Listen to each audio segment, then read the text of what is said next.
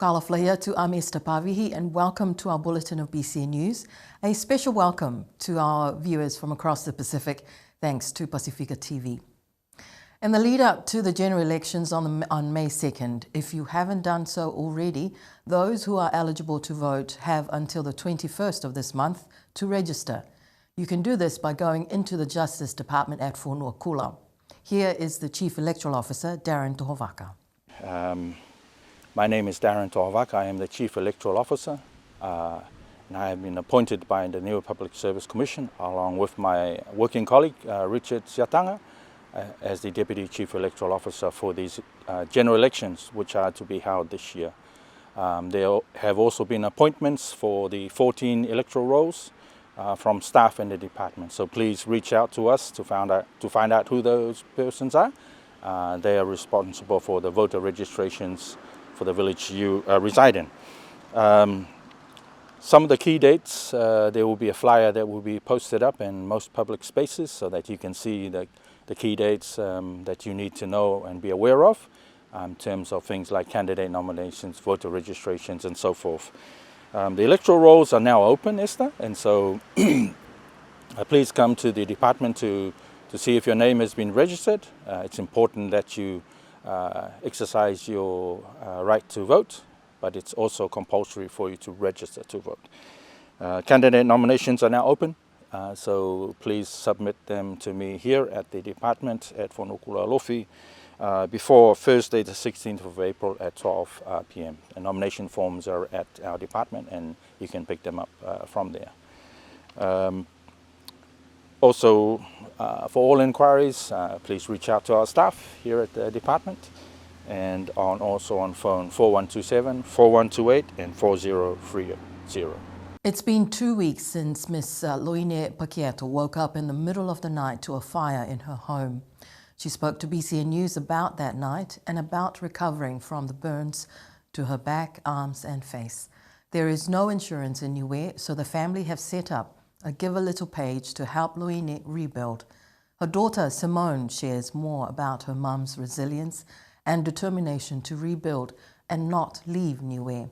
A warning, some pictures in this story may be distressing. Determined to stay and rebuild, Loine Pakiato says that seeing the devastation the morning after was something she needed to do straight away after discharging herself from the hospital. I don't think I need counselling because I made sure I went back up there to see it so it can sink into my brain. You're homeless. But yeah, I'm doing okay. I practiced at the hall that evening and it was late, so I thought, oh, the kids at the back are cooking late. So I flipped over, carried on sleeping. And then about 10 minutes later, I think I heard crackling, popping, and got up and thought, are they crazy? Why are they burning big woods at night or doing fireworks? So I got up, I went out of the bedroom in the hall, saw a light on and I thought, oh, that's strange. I turned all the lights off. When I walked in and saw there was a fire, I automatically ran to the sink, grabbed the bowl of water and threw it at it, which was the worst thing I could have done because the fire split and it just spread. Despite having 2 fire extinguishers in the house, Loine said the fire was so fast that by the time she remembered the fire extinguishers, she could barely see what was in front of her. By the time I got the hose had melted together. So by then the room was so hot. And then I went out and I come back in because I was brain fog from sleep. Then I clicked, hey, I got 2 fire extinguishers. It's under the sink, I'll go get them. By the time I went in, the heat was so extreme that I got burnt without any flames being near me. First and second degree burns to the arm and shoulder and along the back because the skin was exposed. So, yeah. It wasn't until later that I realised that I had facial burns and singed hair, but you don't think of those at the time. Her daughter Simone Pakiato came from New Zealand on the next available flight to care for her mum. So I was waking up, getting ready for work on a Wednesday morning, and Linny, Mum's good friend, had messaged and given me the news, and so I just felt really helpless being so far away. I went into work just with that on my mind, but I knew there was nothing I could do, so worked because I knew I needed to make money because everything was gone for her, so I did that. But throughout the day, just the thought of her would make me upset, so yeah, spend the day at work and then booked my flights that night. Simone says that a Give a Little page is set up to raise money to rebuild the home and to buy her mum's car. So the Give a Little page we set up because we had friends and family all over the world wanting to support Mum and help Mum, and there's not really a way that they can all come here and, you know, bring the things that she needs for her rebuild, so we thought that would be a good start. Obviously for Mum she needs a car first because that also was burnt out, so to get from Liku to the hospital we thought, you know, getting funds for that would be really beneficial for her first, and if we get more then that can go towards the house rebuild. Despite the loss and knowing the risks of having no insurance in Niue, Loine says she is not going anywhere. She is staying in relatives' home for now and is grateful for all the support from the community. And since Monday this week, the cost of petrol is now $3.80 per litre and the cost of diesel is $4 per litre. The fuel price increases were announced by the government last week, saying the increases are necessary to maintain fuel supply and security.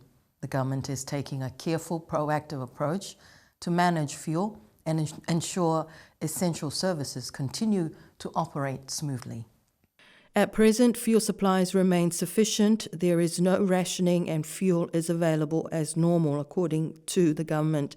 However, the public is advised that current forecasts indicate that from approximately 2 months onwards, fuel prices may significantly increase, depending on the global market conditions. And on the global fuel supply situation, the government says global fuel pressures continue and Niue is responding with careful planning. As part of the Resources Management Advisory Committee projects funded by NOW program, the Liku Village Council has successfully completed its first RMAC-funded activity. The project, which started in February to upgrade the road and surrounding area, concluded at the end of March. The Village Council already have plans in place for future developments, which includes cementing the hill and constructing a car park to facilitate easier access for residents and visitors to the Liku Sea Track. Here's more. The government yesterday announced the completion of the Liku Sea Track project, saying this project represents a significant step towards sustainable development and improved infrastructure for the people of Liku. The project has now progressed to the Lakapa Village Sea Track, where similar upgrade works are currently underway.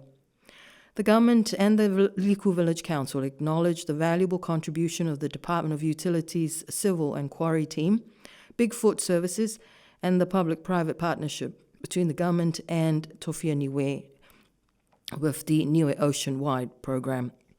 Their efforts have been instrumental in enabling the community to enjoy improved access to the sea track, which supports local livelihoods and food security. The number of reported dog attacks is not as common as in previous years, and this is in part to the work of the Rock Vets, who are volunteers from New Zealand. They visit twice a year to do minor surgeries, desexing, and general health checks on our pets and animals. Last week, the Rock Vets were back for their first free clinic this year. The clinic at Halamahanga offers free animal health checks and desexing, as well as some minor surgeries. Yeah, it's been really successful. Today's our last clinic day. We've had a really good turnout again this time. Lots of cats and dogs brought in. We are due back again in August and November, so we're seeing really good response to us being here again. To contribute to the work they do for free for our pets and animals on the island, you can follow the Rock Vets on social media and donate what you can so they can continue to visit and hold free clinics to the island.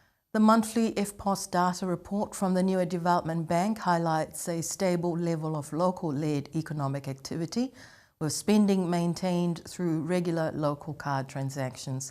For the month of March, there was a total of over $2.2 million in IFPOS card transactions, $1.8 million in debit card transactions, and $430,000 in credit card transactions. According to the Niue Development Bank, the year-on-year growth was modest, with increased variability between months, making it trickier for local retailers to plan and stock, suggesting an economy that is resilient but actively adjusting to current geopolitical conditions and costs, rather than experiencing a contraction. And we end our bulletin tonight with some of the highlights from the Niue High School Culture Day, a celebration of Niue's traditional songs, chants, and dances, as well as embracing the cultural performances of other ethnic groups on the island.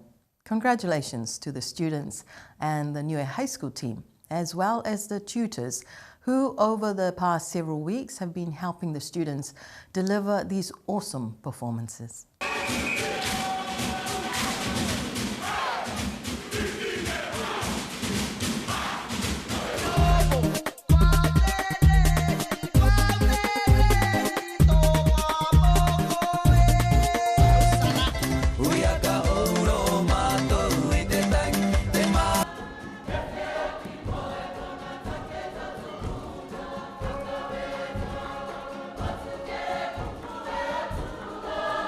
And that is our bulletin for tonight. Before we leave you, this is my last bulletin with BCN News.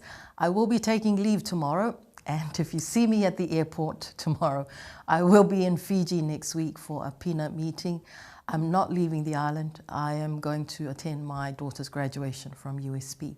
I'm taking a break from broadcasting to try something different, still serving you, but hopefully from a different space. Thank you for having me in your homes on Thursday nights and on Tuesdays. This is not goodbye, because you will be seeing me around. It has been my absolute pleasure bringing you the news, but a new team will be in place to continue to do that. Whakaue lahi, oe tulo. Monui nepo. Good night.